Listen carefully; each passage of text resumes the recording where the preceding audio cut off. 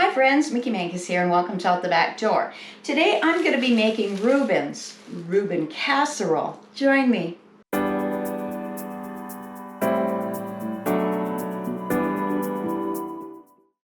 I'm really pressed for time right now. I need to throw something together to get in the oven, so I've got supper made for Mr. Mancus when he comes home from work.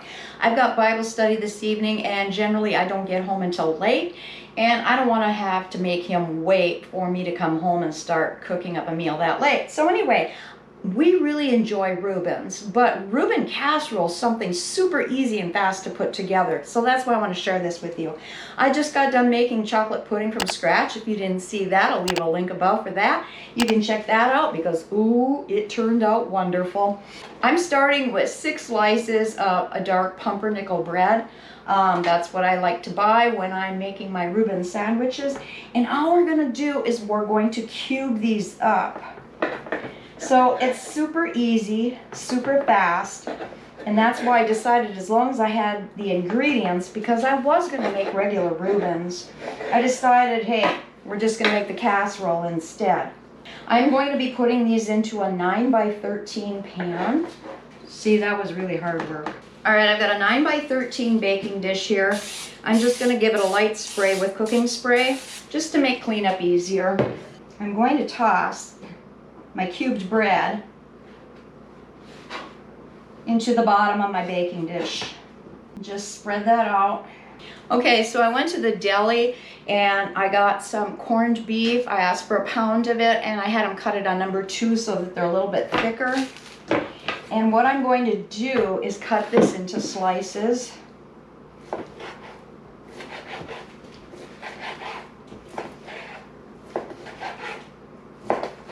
I'm just doing thin strips. I don't even know if they're like 1/4 inch thick. And next, I'm just gonna put the corned beef on top of my cubed up bread. Now I think some of these are kind of long, so I'm just gonna cut that in half. There we go. Be easier when I'm serving it. All right, and that's what it looks like so far. The next thing you want to do is you want to have 1 16-ounce can of sauerkraut and you're going to drain it. I really like sauerkraut, so I grabbed 2 of my pint jars. I am loading it up big time with sauerkraut. And you're going to spread that on top of the corned beef. When I make sauerkraut, I'll do, depending on how much I have, if I have a lot, I may can some of it up to put in the pantry if I'm limited on my refrigeration, because once you can it, you've killed all the awesome probiotics that are in here. I do have some of my jars that I've canned when I had excess, and I'm putting 2 whole jars. Like I said, the recipe calls for 1 16-ounce can.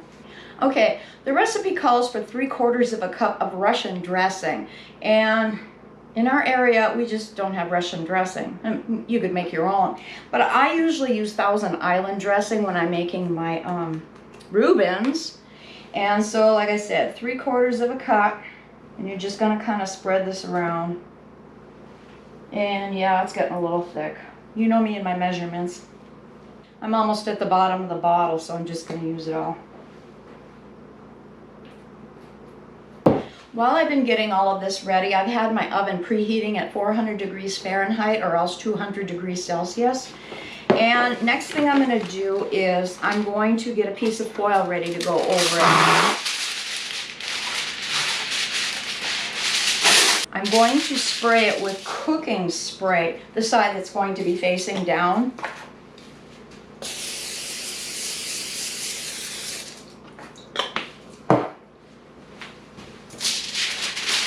And place that on there. Now, I'm notorious for things bubbling over in my oven, so I'm going to set this on top of a baking tray and then put it in my oven. And I am going to let this bake for 20 minutes, and then I'll take it out. Get this foil off of here. Now, while this was baking, I ended up kind of dicing up some Swiss cheese. We need 2 cups of shredded Swiss cheese to put on the top now. Now, I don't like to buy pre-shredded cheese if possible because they put fillers in there so that it doesn't clump up. And so I got this at the deli and they had sliced it for me and I just cubed up that, so that'll work. And then we're going to put it back into the oven, but we're not going to cover it. And we're going to put it in for about 10 minutes or until the cheese is completely melted and bubbly. Now I'm going to get this back into the oven for another 10 minutes.